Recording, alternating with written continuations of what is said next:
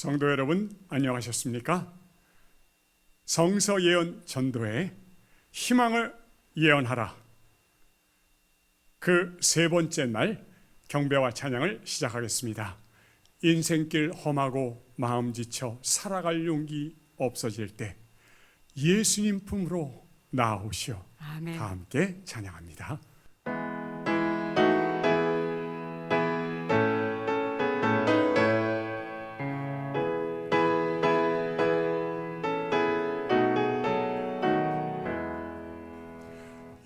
인생길 험하고 마음 지쳐 살아갈 용기 없어질 때 너 홀로 앉아서 낙심치 말고 예수님 품으로 나오시오. 예수님은 나의 생명, 믿음, 소망, 사랑 되시니 십자가 보혈 자비의 손길로 상처 입은 너를 고치시리.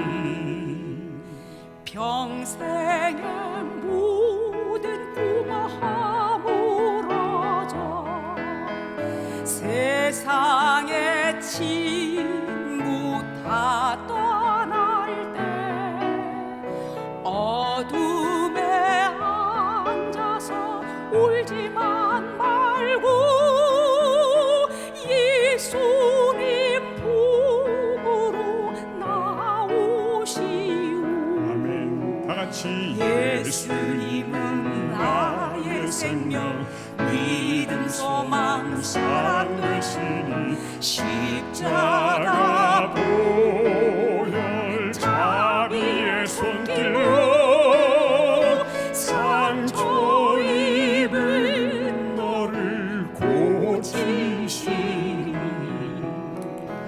어두운 밤 지나면 새날 오고 겨울이 가면 봄이 오고 겨울이 가면 봄이 오듯 이 세상 슬픔이 지나고 이 나면 세상 슬픔이 지나고 나면 광명한 새날이 광명한 새날이 다가오네. 아멘. 예수님은 나의 생명, 믿음, 소망, 사랑 되시니 십자가 보혈 자비의 손길로 상처 입은 너를 고치시리. 아멘. 377장 큰 물결이 설레는 어두운 바다.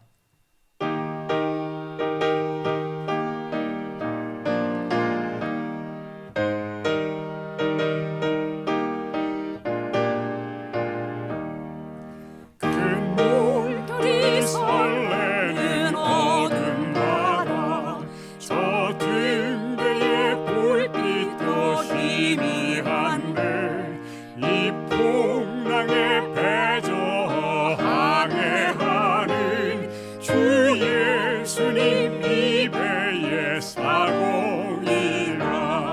나 두려움 없네, 두려움 없도다.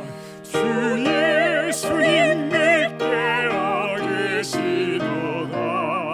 이 흉흉한 바다를 다 지나면 저 소망의 나라에 이르리라. 큰 풍랑이 이 배를 위협하며 저 깊은 물 입 벌려 달려드나 이 고해에 노저 항해하는 주 예수님 이 배의 사고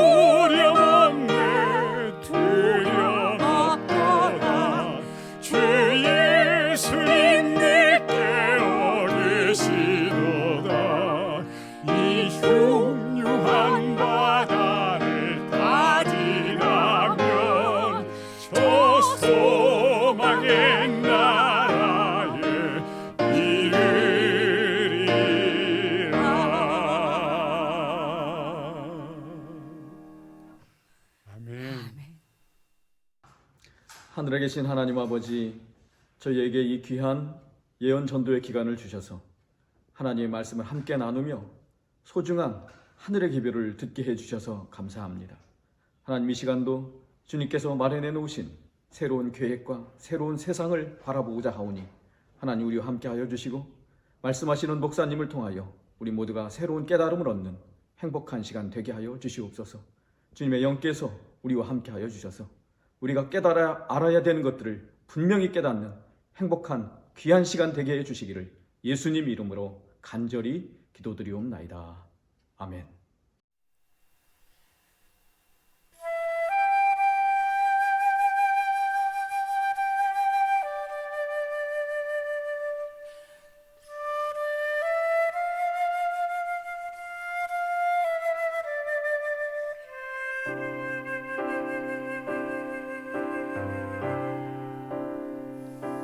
십자가 앞에서 뜨거운 사랑을 알았네. 십자가 앞에서 진정한 회개를 배웠네. 십자가 앞에서 잃었던 눈물을 찾았네. 십자가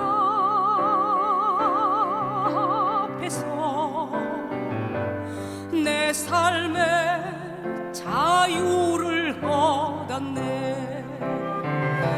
십자가 위에 못 박히신 주님, 나를 살리고 나를 구원하셨네. 십자가 새 생명을 주시네.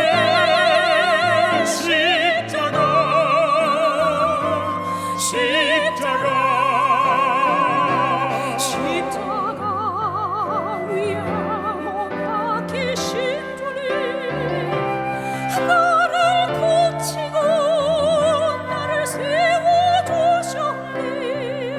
십자가 내 삶을 바꾸었네. 십자가 십자가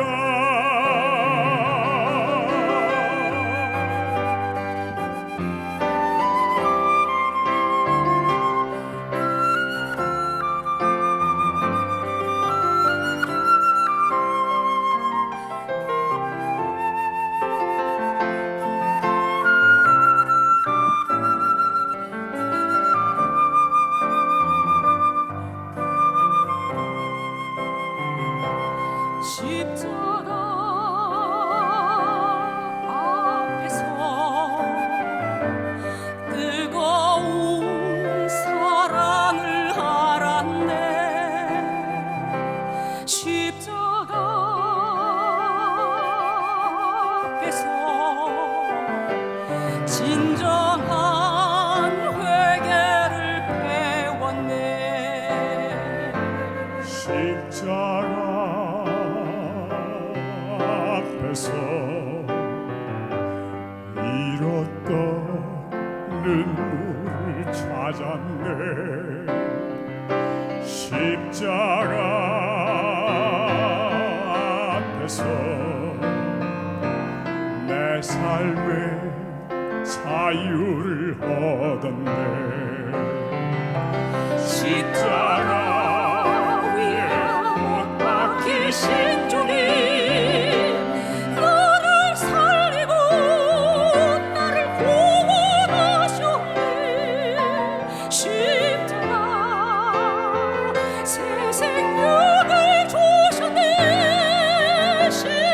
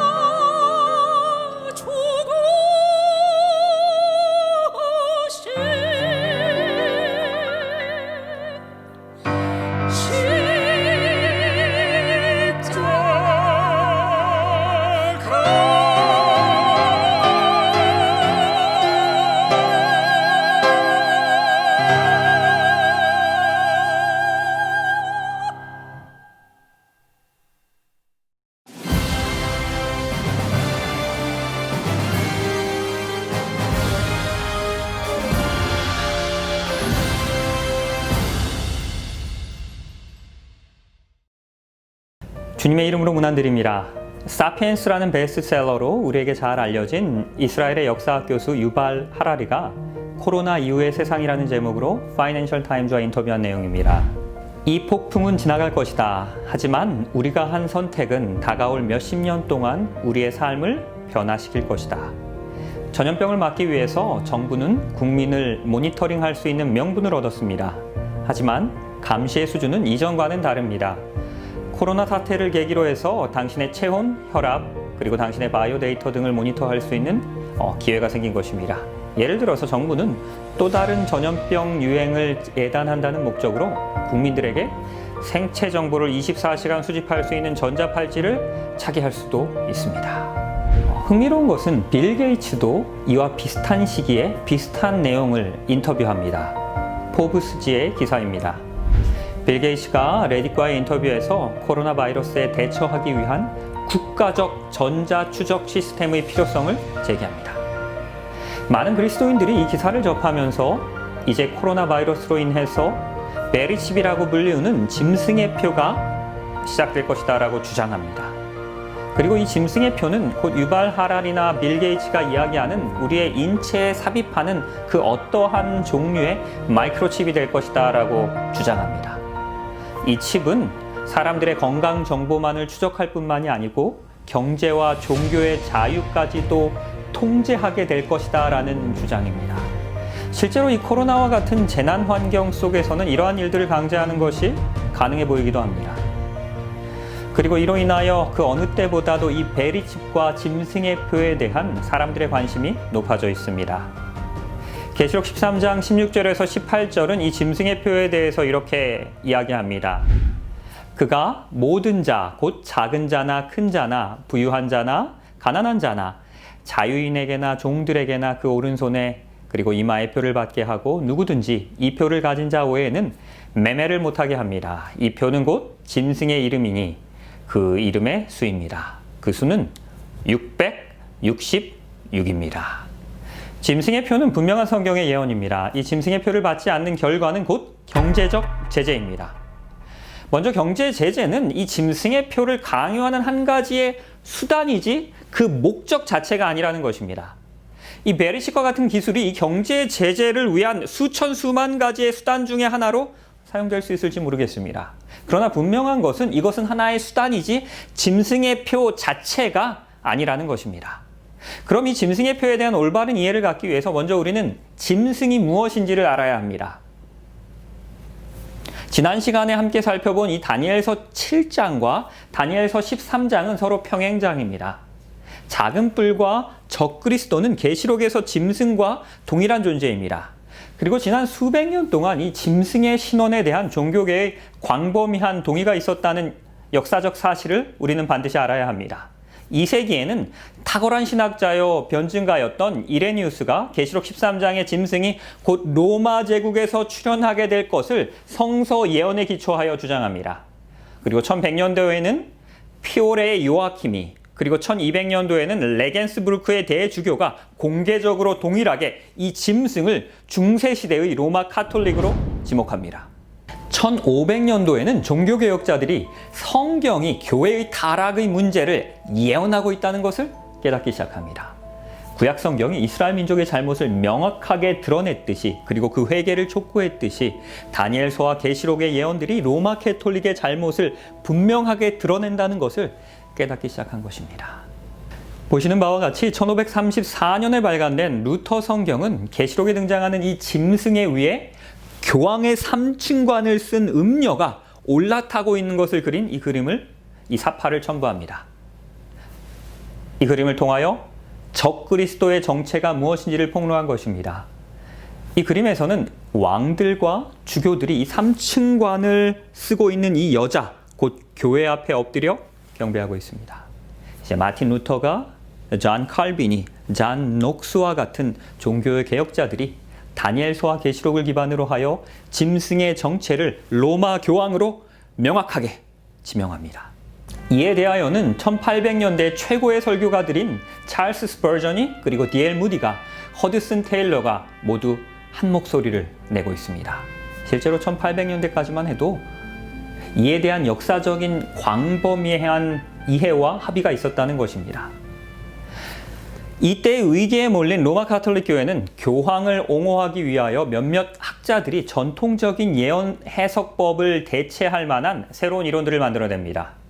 루이스 알카자르는 현재 과거주의라고 부르는 계시록 해석 이론을 내놓습니다. 이것은 계시록의 모든 내용들은 이미 먼 과거에 성취된 것이라는 주장입니다.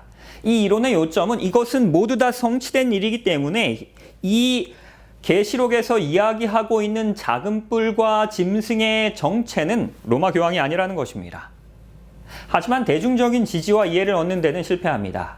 이때 프란시스 리베라가 성경 예언 해석에 대한 또 다른 이론을 제시합니다. 모든 예언 해석은 더 이상 과거의 예언이 아닌 아주 먼 미래의 예언이라는 것입니다.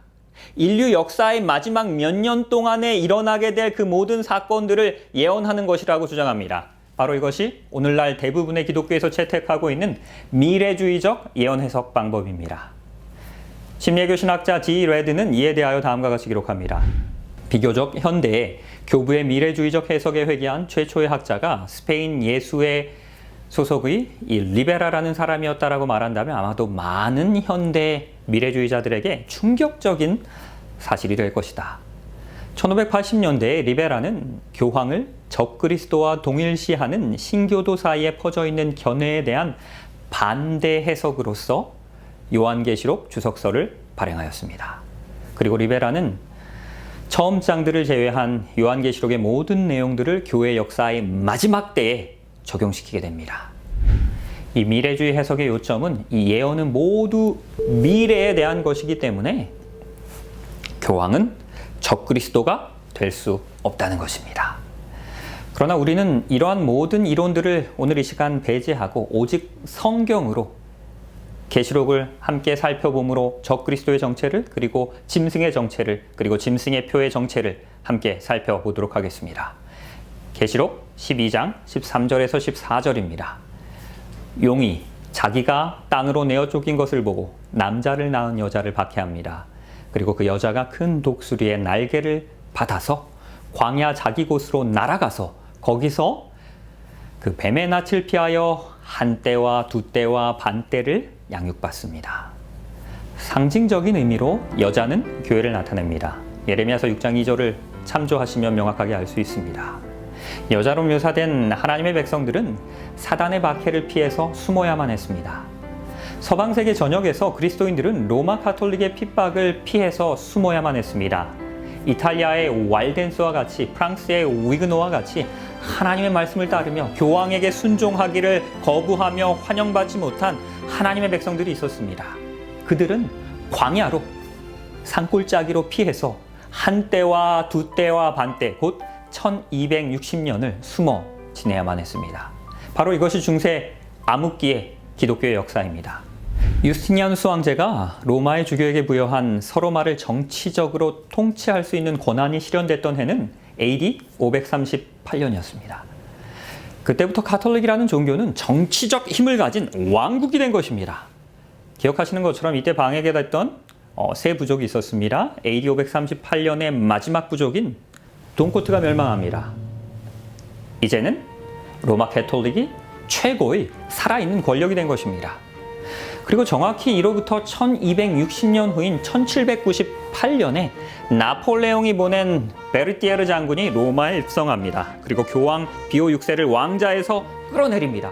그리고 포로로 끌어가서 옥사하게 합니다. 바로 이것이 짐승이 치명적인 상처를 입게 되는 해입니다. 그리고 이 기간을 계산하면 538년도부터 돈코트가 멸망했던 538년도부터 나폴레옹이 장군을 보냈던 1798년까지 몇 년입니까? 1260년입니다. 정확하게 한 때와 두 때와 반 때였습니다. 혹시 이 부분에 대해서 잘 이해가 되지 않으시는 분은 어제 강의를 참조하시면 좋으리라고 생각합니다. 그리고 이 1260년의 시기는 하나님의 교회가 아주 극심한 핍박을 받는 시기였습니다. 이 예언의 역사는 정확하게 이루어집니다. 중세 종교 암흑기 동안 타락한 교회가 신실한 하나님의 백성들을 핍박합니다. 여자의 뒤에서 뱀이 그 입으로 물을 강같이 토하여 여자를 물에서 떠내려가게 합니다.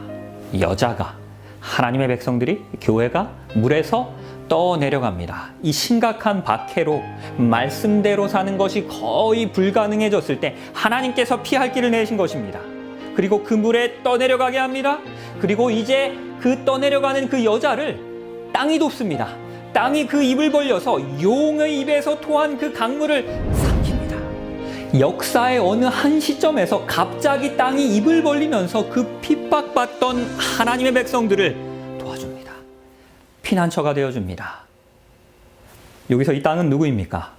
핍박받던 유럽의 그리스도인들이 박해를 피해서 어느 땅으로 갑니까? 자유를 찾아서 어느 땅으로 갑니까? 바로 미국입니다. 혹시 이 노래가 무슨 노래인지 아십니까? 신세계 교향곡입니다. 유럽에서 미국으로 건너갔던 이 드보르작이 새로운 세계 미국의 감명을 받아서 작곡한 곡입니다. 로마 교황의 핍박을 피해서 종교의 자유를 찾아서 미국으로 건너온 청교도들에게 미국은, 그 땅은 신세계였습니다. 제4대 미국 대통령이었던 제임스 메디슨은 청교도들에게 있어서 미국이라는 신세계의 최고의 가치를 이렇게 표현합니다. 종교와 정치 분리의 목적은 4세기 동안 유럽의 땅을 피로 적신 끊임없는 분쟁으로부터 이 땅을 지키기 위함입니다. 핍박받던 하나님의 백성들은 마침내 피난처를 찾은 것입니다. 그리고 그들은 중세 유럽에서 일어났던 그 일들이 이곳에서만큼은, 이 신세계에서만큼은, 이 땅에서만큼은 반복되지 않기를 간절히 원했던 것입니다. 의회는 종교를 만들거나 자유로운 종교 활동을 금지하거나 발언의 자유를 저해하거나 출판의 자유와 평화로운 집회의 권리, 그리고 정부에 탄원할 수 있는 권리를 제한하는 그 어떠한 법률도 만들 수 없다. 이 신세계 새로운 땅 미국의 가치를 담고 있는 수정헌법 1조에서는 종교의 자유를 명확하게 보장합니다. 이 땅은, 이 신세계는 종교의 자유를 찾아 떠나온 하나님의 백성들이 세운 나라이기 때문입니다. 미국은 종교적 박해로부터 세계에 자유를 주었습니다. 그것은 우리에게 양심의 소리에 따라 살 수 있는 자유를 준 것입니다. 원한다면 하나님을 마음껏 예배할 수 있는 땅이었던 것입니다. 자유의 여신상에 새겨져 있는 에머 레저러스의 시입니다. 미국의 가치를 명확하게 표현하고 있습니다. 지치고 가난한 자, 그리고 자유를 열망하는 무리들과 해안가의 가련한 족속들을 나에게로 보내다오. 폭풍 후에 시달리고 집 없는 자들을 나에게로 보내다오. 황금문 곁에서 나는 등불을 들어올릴 터이니. 마치 예수님께서 말씀하시는 것 같지 않습니까? 수고하고 무거운 짐진 자들아, 다 내게로 오라는 것입니다. 내가 너희를 쉬게 하겠다는 것입니다. 이 처음 미국은 양과 같은 나라였습니다. 교회가 국가를 운영하는 것이 아니라 개개인이 스스로 하나님을 선택하여 왕으로 섬길 수 있는 자유의 나라입니다. 놀라운 것은 이 미국의 출현 시기입니다.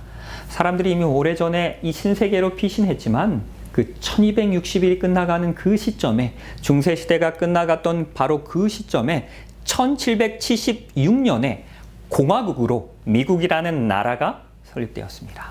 나폴레옹은 1798년에 로마에 입성하여 중세시대를 마칩니다. 그리고 1776년에 이 미국은 공화국으로 건립된 것입니다. 이 두 사건은 거의 동시대에 일어난 일이었습니다.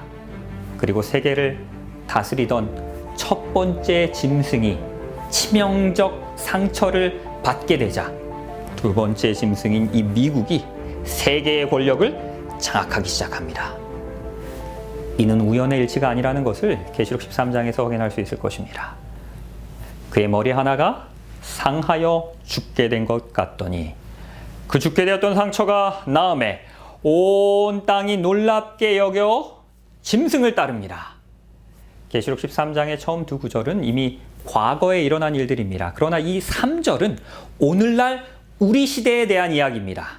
짐승의 상처가 어떻게 됩니까? 낫습니다. 중세시대의 역사가 맞춰지면서 이 짐승은 치명적인 상처를 입었습니다.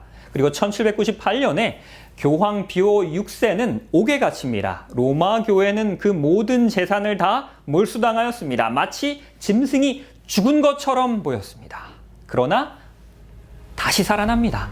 치명적인 상처가 치유됩니다. 중요한 것은 이것입니다. 이 몰락한 로마 캐톨릭이 어떻게 다시 부활했습니까? 흥미로운 것은 미국이 세계 초강대국으로 부상했던 그 1929년에 돌연히 이 로마 캐톨릭이 다시 부활합니다. 1929년도 2월 11일 베니토 무솔리니와 가스피리 추기경은 갑자기 바티칸의 권력과 토지와 자치권을 회복하는 문서에 서명합니다. 교황의 자치권이 회복된 것입니다. 이는 국제적 헤드라인을 장식한 탑뉴스였습니다. 그들은 모든 것을 돌려주었습니다. 우연의 일치일지 모르겠지만 그날 미국의 한 신문은 이렇게 헤드라인을 보도합니다. 샌프란시스코 연대기입니다. 무솔리니와 가스파리가 역사적인 로마 협정에 조인하다. 오늘 밤 로마에 관한 문제는 과거에 대한 것이었으며 바티칸은 이탈리아와 평화를 유지하고 있다. 중대한 문서에 상처를 낫게 함이라는 진피를 첨가하는 것에 대해서 양편 다 극진한 진실성을 보입니다. 상처가 낫게 함이라는 이 계시록 12장의 말씀이 그대로 인용된 것입니다. 이것이 우연입니까? 아마도 그렇다면 아주 흥미로운 우연일 것입니다.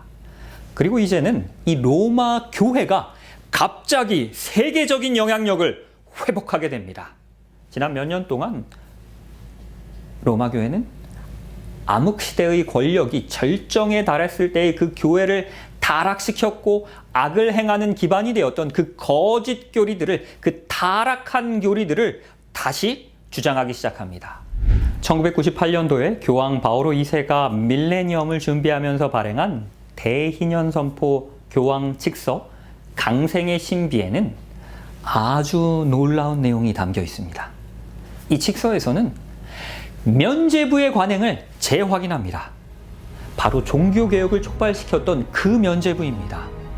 이 중세 종교 암흑기에 면죄부라는 면목으로 교회가 구원까지도 판매했습니다. 사실 성 베드로 성당의 막대한 공사 비용과 교황령 전쟁 비용으로 16세기 교황청은 급전이 필요하게 됩니다. 이를 위해서 교황청은 면죄부 판매를 승인한 것입니다. 탁월한 슬로건과 효과적인 다단계 전략으로 이 면죄부는 불티나게 팔리면서 세상을 어지럽혔습니다. 상자 속으로 던져넣은 돈이 짤랑하고 소리를 내는 그 순간 당신은 구원받습니다. 이것이 면죄부입니다. 그 면죄부의 관행이 오늘날까지도 유효하다는 것입니다. 또한 같은 해에 교황 바오로 2세는 신앙교리성에 대한 확언서를 발표합니다. 혹시 신앙교리성이 무엇인지 아십니까? 이것은 아주 매우 오래된 전통을 가진 카톨릭의 기관이었습니다. 대중들에게는 다른 이름으로 알려져 있습니다. 바로 종교재판소입니다. 중세시대에 유럽에서 5천만 명 이상의 그리스도인들이 로마 교황의 핍박으로 인하여 피 흘리며 죽어갔습니다. 이들에게 사형을 선고했던 바로 그곳이 종교재판소입니다. 이것이 여전히 유효하다는 것입니다. 요한 바오로 2세는 희년을 맞이하여 지난 2000년 동안 십자군, 종교재판소, 대학살, 그 외의 끔찍한 죄악들에 대하여 카톨릭 교도들이 저지른 죄를 뉘우치고 후회합니다. 라고 타임 매거진에 보도하였습니다. 대외적으로는 이와 같이 발표하면서 그러면서도 여전히 종교재판소는 유효하다는 것입니다. 그리고 실제로 오늘날 수많은 성명서들이 이 신앙교리성의 이름으로 종교재판소의 이름으로 발표되어지고 있습니다. 첫 번째 짐승이 회복되어집니다. 중세 종교 암흑기의 역사가 오늘날 다시 반복되고 있는 것입니다. 그리고 바로 이때에 두 번째 짐승이 등장합니다. 계시록 13장 11절입니다. 내가 보매 또 다른 짐승이 땅에서 올라오니 어린 양과 같고 두 뿔이 있고 용처럼 말을 하더라. 그가 먼저 나온 짐승의 모든 권세를 그 앞에서 행하고 땅과 땅에 사는 자들을 처음 짐승에게 경배하게 합니다. 곧 죽게 되었던 상처가 나은 자니라. 이제 이 두 번째 짐승이 누구입니까? 성경은 그것이 하나님의 백성들이 피난한 곳, 그 여자를 돕기 위하여 입을 벌려 피난처를 제공한 바로 그 땅이라고 이야기합니다. 이 짐승은 어린 양처럼 보였습니다. 어린 양은 누구입니까? 예수 그리스도입니다. 그리고 그것은 짐승입니다. 나라입니다. 어린 양과 같은 짐승입니다. 곧 기독교 국가라는 것입니다. 그리고 기독교처럼 보이지만 이제 곧 입을 열게 되면 용처럼 말합니다. 이것은 기독교와 용, 곧 사단의 또 다른 혼합입니다. 마치 중세시대의 로마와 같습니다. 이 둘째 짐승의 특징을 다시 한번 정리하면 하나님의 백성들이 피난했던 바로 그 신세계, 그 땅에서 등장합니다. 그리고 그것은 양과 비슷해 보입니다. 기독교의 모습입니다. 기독교면서 권력이 있습니다. 그러나 뿔에 왕관이 없다는 것을 주목해야 합니다. 첫 번째 짐승은 뿔마다 왕관을 썼지만 이 짐승은 왕관이 없습니다. 이것이 상징하는 것은 왕이 없는 정치 세력입니다. 오늘날 우리 언어로는 공화정입니다. 이 두 번째 짐승이 누구입니까? 유럽에서 핍박을 피해서 종교의 자유를 찾아온 그 청교도들의 신대륙에서 왕이 없는 공화정 체제의 강력한 기독교 국가는 어디입니까? 한 나라밖에 없습니다. 어디입니까? 미국입니다. 뉴스위크지에서는 이 미국을 이렇게 보도합니다. 팔레스타인 리더 아라파트는 이 미국을 가리켜서 신로마라고 정의합니다. 왜냐하면 그 로마 제국은 중세시대에 논쟁의 여지 없는 슈퍼파워였습니다. 그러나 지금은 미국이 넘버 원입니다. 미국은 중세시대의 로마 모습을 그대로 닮은 신로마입니다. 미국은 로마 캐톨릭이 다스린 그 중세시대의 종료와 함께 세계의 무대 속에서 부상합니다. 그리고 프랑스가 교황 비오 6세를 왕자에서 끌어내렸던 것과 거의 비슷한 시기에 이 미국은 공화국으로 설립되게 됩니다. 국가에 대한 맹세 중 하나는 One Nation Under God입니다. 하나님 아래 한 나라라는 것입니다. 바로 미국이라는 나라는 이 나라는 양의 국가입니다. 기독교 국가입니다. 그것은 여전히 핍박받는 세계에 피난처를 제공하는 나라입니다. 그리고 왕이 없는 강력한 공화국입니다. 미국이 이 두 번째 짐승의 묘사에 잘 맞습니까? 장갑처럼 들어맞습니다. 그렇다면 이 미국이 어떻게 변하게 될 것이다라는 예언입니까? 이 둘째 짐승은 첫째 짐승을 도와야 합니다. 즉, 로마 캐톨릭의 부활을 도와야 합니다.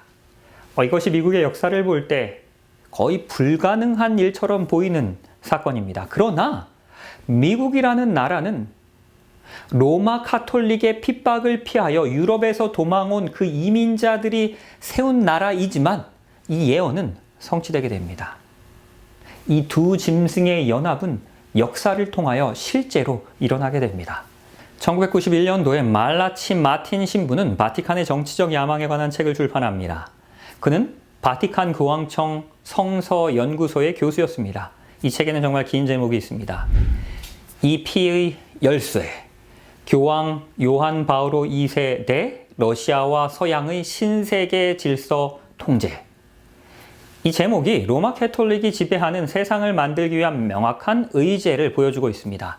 바티칸의 목표는 그리스도의 지상 대리자인 교황이 가르치는 윤리적 계획과 교회의 교리에 실행되고 유지되는 나라들의 지정학적 구조를 만드는 것입니다. 그러나 교황이 이러한 목적을 달성하는 데 있어서 전 세계를 종교적으로, 정치적으로 통합하고 다스리는 데 있어서 방해가 되는 두 가지 장애물이 있습니다. 첫 번째는 소련의 공산주의였습니다. 그리고 두 번째는 서양의 재정 분리의 종교 자유 원칙이었습니다. 이 두 가지가 캐톨릭 종교의 세계적 확장을 강하게 가로막고 있었습니다. 흥미로운 것은 1989년에 소련이 그 공산주의가 갑자기 몰락하게 됩니다. 혹시 어떻게 무너지게 됐는지 아십니까? 많이 알려진 바와 같이 경제적으로 어려워서 그렇게 된 것입니까? 교황의 계획에 있어서 러시아의 공산주의는 분명한 장애물이었습니다. 바티칸은 군사적인 힘이 없었기 때문에 소련을 정복시킬 수가 없었습니다. 그래서 이들에게 가장 필요한 것은 강력한 군사력을 가진 힘과의 동맹이었습니다. 그리고 교황 바오로 2세는 바로 이것을 발견합니다. 1981년 공산당은 또 다른 충격을 받게 됩니다. 새 미국 대통령인 로널드 레이건이 이제는 소련을 달래는 회유책이 아닌 강경 정책을 펼치겠다는 그의 공약을 이행하기 시작한 것이었습니다. 그 후로 몇 년 동안 미국은 군사력의 증강을 가속화합니다. 전략 방위 계획을 발표합니다. 미국과 서방 동맹의 군사적 압박에 소련이 위축됩니다. 이 로널드 레이건 역시도 소련의 공산주의를 좋아하지 않았다는 것입니다. 거기에다가 이 미국은 강력한 군사력을 가지고 있습니다. 이보다 더 완벽한 동맹 파트너는 없습니다. 로마의 주교는 워싱턴에 전화를 겁니다. 그리고 1982년도에 그리고 7월에 이 바오로 2세와 로널드 레이건이 만나게 됩니다. 이 자리에서 비밀 동맹을 결성합니다. 소련을 무너뜨리기 위한 전략을 논의합니다. 그리고 이들의 결론은 이 동구권 내부에 누군가 함께 동맹을 맺을 사람이 필요했다는 것입니다. 그리고 그 가운데 한 사람을 발견하게 됩니다. 폴란드의 조선소 해직 노동자였던 레흐 바웬사였습니다. 그는 1980년대에 동구권 최초로 자유연대 노조를 결성합니다. 그리고 억압적인 공산 통치에 맞서 투쟁을 합니다. 레이건과 교황은 레흐 바웬사에게 필요한 모든 자원을 지원해 주었습니다. 현금과 도덕적인 지원, 정치적 지원을 아끼지 않고 퍼부어 주었습니다. 그 후에 그는 노벨 평화상을 받고 폴란드의 대통령까지 됩니다. 이 사진은 실제로 1981년도에 교황과 바웬사가 만났을 때 찍은 역사적인 기록입니다. 그리고 후에는 로널드 레이건 자유상을 수상하는 이 바웬사의 모습입니다. 리더스 다이제스트는 그때의 상황을 이렇게 기록합니다. 교황의 지원으로 자유연대 노조가 결성되었습니다. 소련군이 이 연대를 무력으로 압박하자 요한 바오로 2세는 본인이 직접 폴란드로 가겠다는 메시지를 전합니다. 이 소련은 자유연대 노조와 이 바웬사를 위협합니다. 그리고 군대를 파병하려고 합니다. 그때 교황은 이렇게 이야기합니다. 소련이 만일 군대를 파병하면 내가 그 폴란드로 직접 가서 그 소련의 탱크들 앞에 몸으로 막아서겠노라 라고 말한 것입니다. 소련의 공산주의가 어떻게 무너졌습니까? 첫 번째 짐승과 두 번째 짐승의 연합으로 무너지게 됩니다. 바로 이것이 역사적인 사실입니다. 1992년도 2월 24일에 타임지의 헤드라인 기사입니다. 신성동맹, 레이건과 교황은 어떻게 공모하여 폴란드의 자유연대 노조를 지원하고 공산주의의 종말을 앞당겼는가? 거의 2000년 전에 계시록에서는 이 두 짐승의 동맹이 있을 것이다 라고 예언합니다. 그리고 1980년대에만 해도 아무도 그것을 믿지 않았습니다. 교황의 핍박을 피해서 세운 나라인 이 미국이 로마 캐톨릭과 동맹을 맺는다는 것은 상식적으로 이해할 수 없는 일이었습니다. 그러나 이 예언은 분명하게 성취되었습니다. 바티칸의 첫 번째 장애물이었던 그 강력한 공산권, 동구권의 소련이 무너지게 되었습니다. 이제 두 번째 장애물은 무엇입니까? 서구의 교회와 국가 간의 분리, 곧 정교 분리의 원칙, 종교 자유의 원칙인 것입니다. 토마스 제퍼슨이 이렇게 이야기합니다. 종교와 정치 간에는 양자 간의 엄격한 분리의 벽이 있습니다. 미국 공화국이 탄생했을 때는 중세시대의 정교 일치로 인해서 로마 교회가 만들었던 그 무수한 문제들이 더 이상 반복되기를 원하지 않았습니다.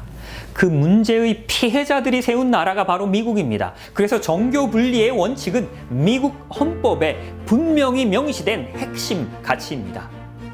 그러나 미국이 정교 분리의 원칙을 고수하는 동안 정치 종교적 세력인 이 바티칸이 원하는 것을 성취할 수가 없었습니다. 이제 바티칸은 이 미국의 원칙을 바꾸려 합니다. 그리고 최근 수십 년 동안 그 분리의 벽을 제거하는 것을 요구하는 목소리들이 있었습니다. 미국의 추기경 앤서니는 다음과 같이 말합니다. 이제는 교회와 국가와 종교와의 법 사이의 중요한 관계를 회복할 때가 되었습니다. 이 추기경은 왜 국가 간의 중요한 관계를 구축하기 원하는 것입니까? 정교 분리가 문제가 되는 이유가 무엇입니까? 20세기 말에 이르러서 교회와 국가의 통합을 요구하는 목소리들이 점점 더 늘어납니다. 남침예교의 회장인 크리스 웰은 교회와 국가의 분리라는 개념은 뭐라고 이야기합니까? 이교도들의 상상력에서 온 산물이라는 것입니다. 오늘날 우리에게 필요가 없다는 것입니다. 나는 교황에게 대항한다는 프로테스탄트, 즉 개신교라는 단어의 사용을 근절합니다. 나는 아무에게도 대항하지 않습니다. 캐톨릭과 비캐톨릭 신자들은 성령 안에서 하나가 되고 주님 안에서 하나로 모일 때입니다. 세계에서 가장 큰 개신교 방송국인 TBN의 설립자 폴 크러치 목사의 성명서입니다. 그리스도인들이 연합해야 된다는 것입니다. 당연한 일입니다. 그러나 분명한 것은 타협을 통한 연합은 결코 있을 수 없는 일입니다. 그리스도인들이 연합을 찾을 수 있는 유일한 방법은 타협이 아닌 하나님의 말씀, 진리 위에서 함께 서는 것입니다. 이제 이 두 짐승이 연합될 때에 어떠한 일들이 일어나는지를 우리가 함께 보도록 합니다. 계시록 13장입니다. 그가 권세를 받아 그 짐승의 우상에게 생기를 주어 그 짐승의 우상으로 말하게 하고 또 짐승의 우상에게 경배하지 아니하는 자는 몇이든지 다 죽이게 하더라. 그가 모든 자 곧 작은 자나 큰 자나 부자나 가난한 자나 자유인이나 종들에게 그 오른손에나 이마에 표를 받게 하고 누구든지 이 표를 가진 자 외에는 매매를 못하게 하니 이 표는 곧 짐승의 이름이나 그 이름의 수라. 이 두 짐승들이 연합한 결과가 바로 그 유명한 짐승의 표입니다. 이 짐승의 표를 어디에 받습니까? 이마입니다. 손입니다. 이마는 우리의 마음이 있는 곳입니다. 내가 어떠한 행동의 결정을 내리는 그 전두엽이 있는 곳입니다. 이마는 우리의 마음과 생각의 상징입니다. 손은 우리의 행동을 나타냅니다. 이 짐승의 표가 없으면 우리가 매매를 못하게 된다는 것입니다. 내 은행 계좌가 동결될 것입니다. 신용카드 사용이 정지될 것입니다. 돈을 쓸 수도 벌 수도 없을 것입니다. 현금이 있어도 결제를 할 때는 이 짐승의 표를 제시해야 합니다. 주유소에서 차에 기름도 넣을 수 없습니다.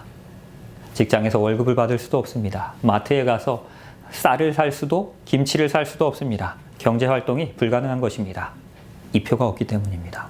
이는 심각한 생존의 위협이 될 것입니다. 그렇다면 이 짐승의 표가 도대체 무엇입니까?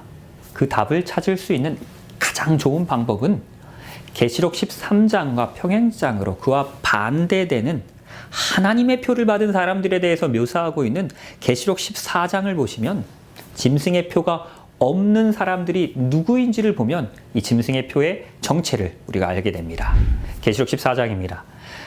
또 내가 보니 보라 어린 양이 시온산에 섰습니다. 그와 함께 14만 4천이 서 있습니다. 그들의 이마에는 무엇이 있습니까? 어린 양의 이름과 그 아버지의 이름을 쓴 것이 있습니다. 이마에 무엇이 쓰여져 있습니까? 아버지의 이름입니다. 하나님의 백성들은 짐승의 표 대신에 하나님의 이름이 그 이마에 쓰여져 있는 것입니다. 여기서 이름은 아주 특별한 상징적인 의미를 가지고 있습니다. 출애굽기 34장입니다. 여호와께서 구름 가운데 강림하사 그와 함께 거기 서서 여호와의 이름을 선포하십니다. 그리고 그 이름을 선포하실 때 여호와께서 그의 앞으로 지나십니다. 그리고 선포하십니다. 여호와로라 여호와로라 자비롭고 은혜롭고 노하기를 더디하고 인자와 진실이 많은 하나님입니다.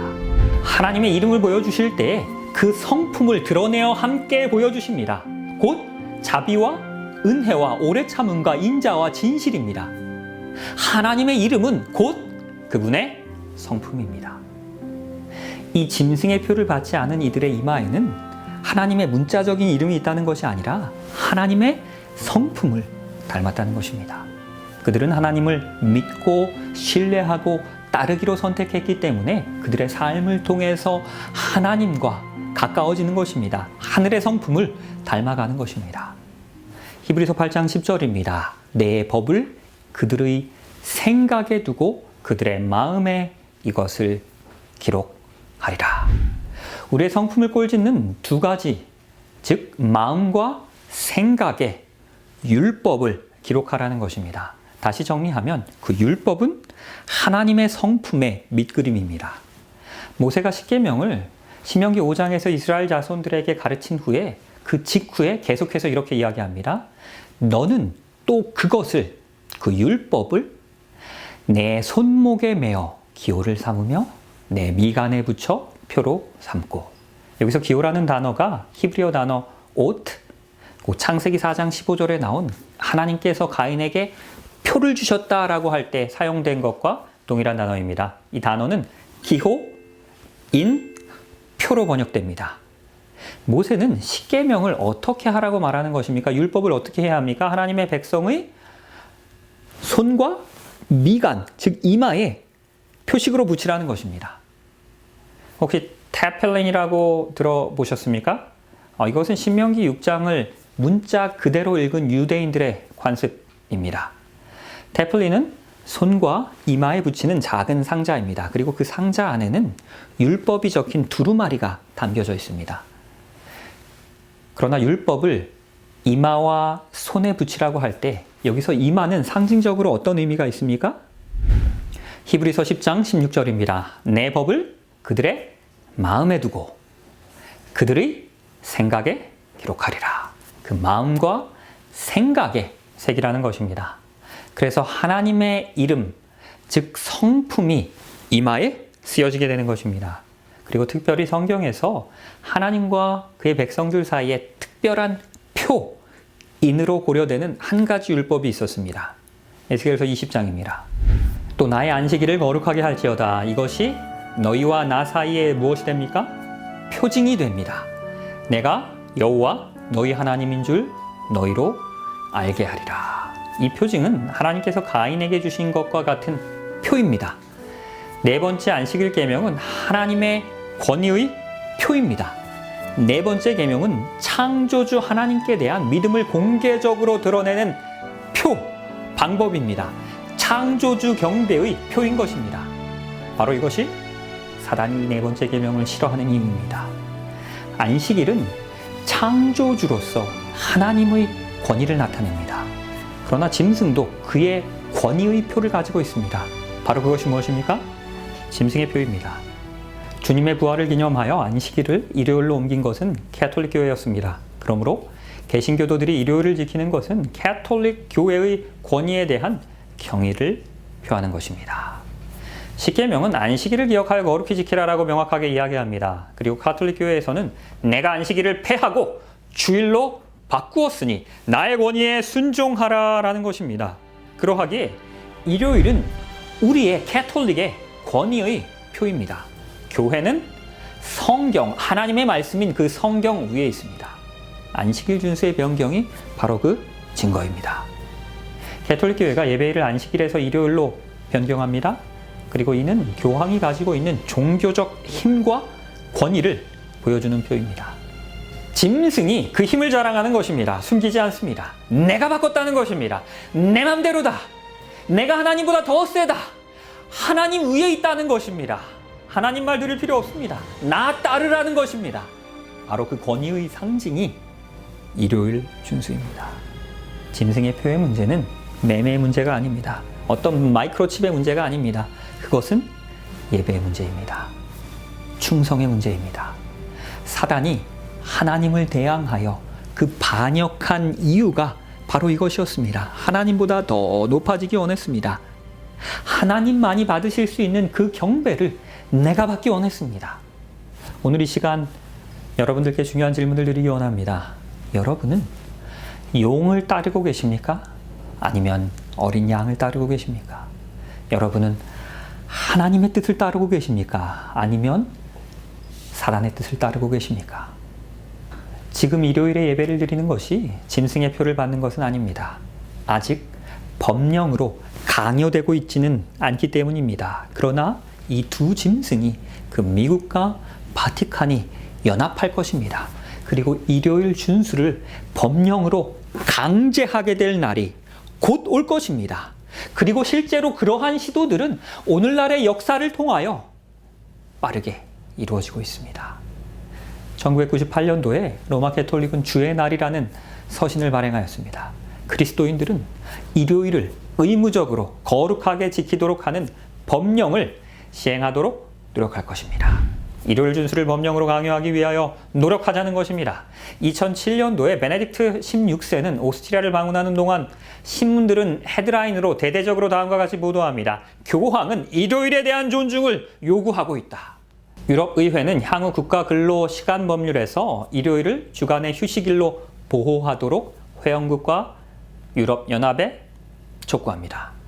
2009년에 유럽에서 일요일 휴업령 법에 대한 대대적인 추진이 있었습니다. 그리고 실제로 유럽의회에서 법안이 발의되었습니다.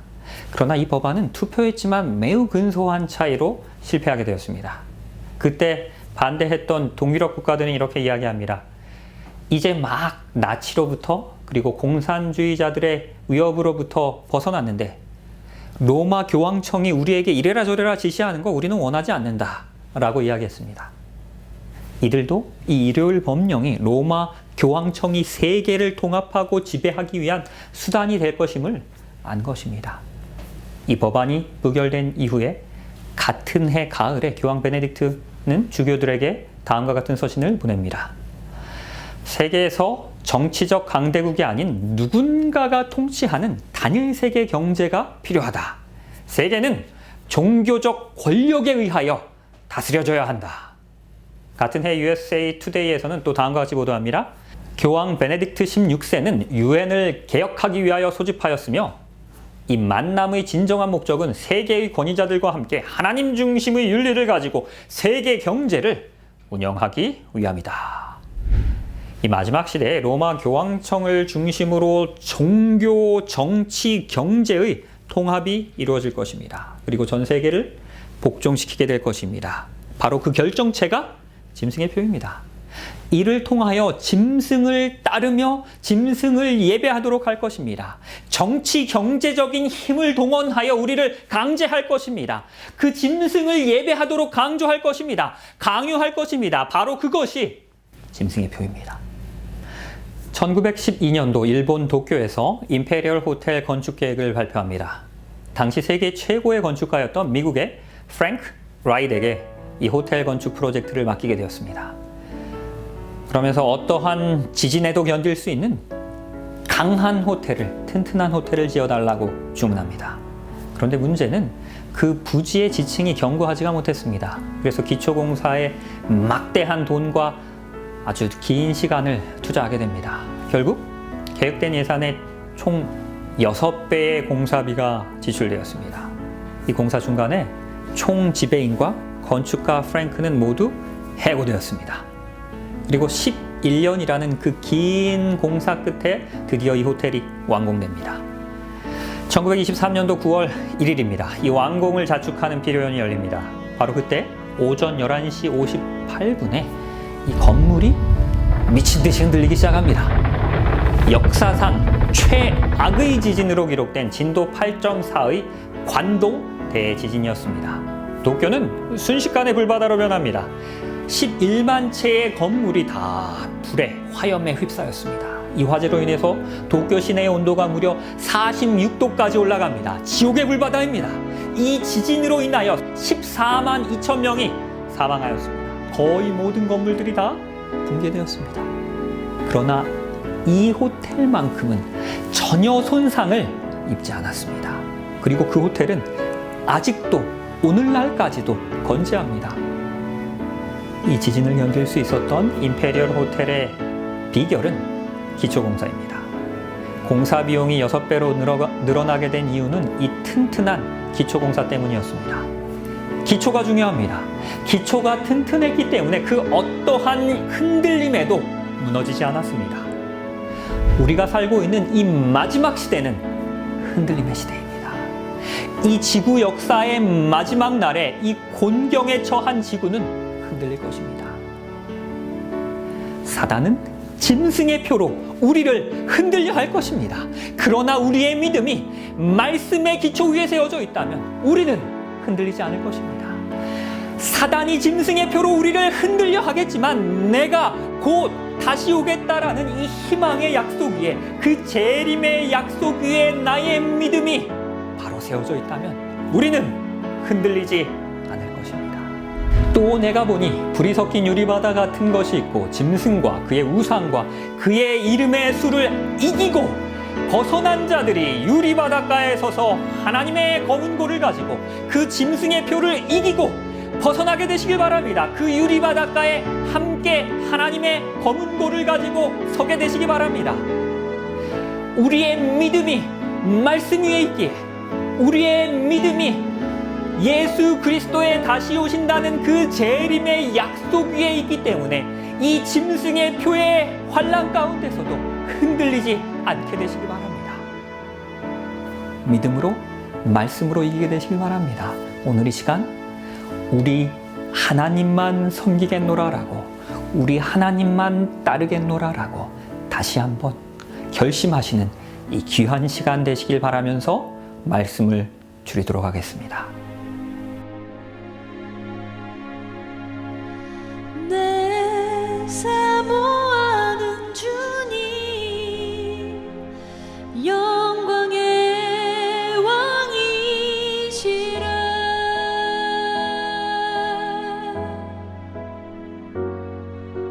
주님 다시 오실 때까지 나는 이 길을 가리라. 좁은 문, 좁은 길, 나의 십자가 지고. 주님 다시 오실 때까지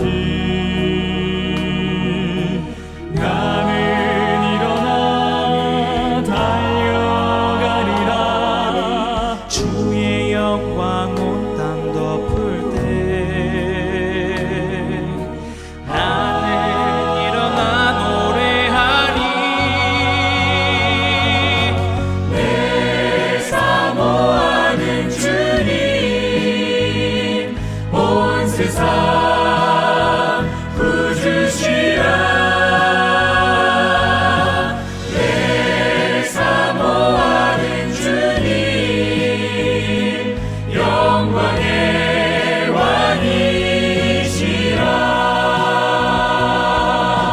주님 다시 오실 때까지 나는 일어나 노래하리.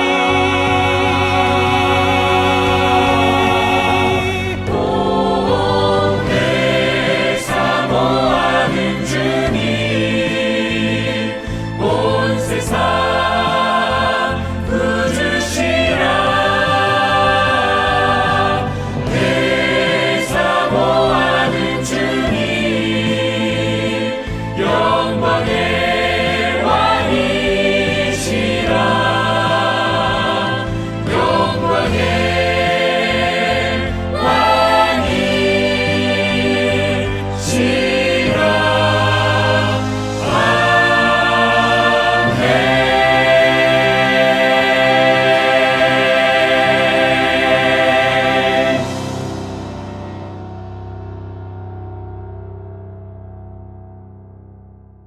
오 하나님, 짐승과 그의 우상과 그의 이름의 수를 이기고 벗어난 자들이 우리 하나님의 하늘 유리바닷가에 서서 우리 하나님의 검은 고를 가지고 우리 하나님 찬양하는 그 찬양 가운데 우리도 참여하게 하여 주시옵소서. 짐승의 광풍이 우리를 흔들려 하겠으나 우리의 믿음이 하나님께만, 오직 말씀에만 굳게 박혀 있기에 흔들리지 않게 하여 주시옵소서. 이 마지막 시대에 짐승을 따라가는 것이 아니고 우리 구주 예수 그리스도만 끝까지 따르게 하여 주시옵소서. 예수 그리스도의 이름으로 기도합니다.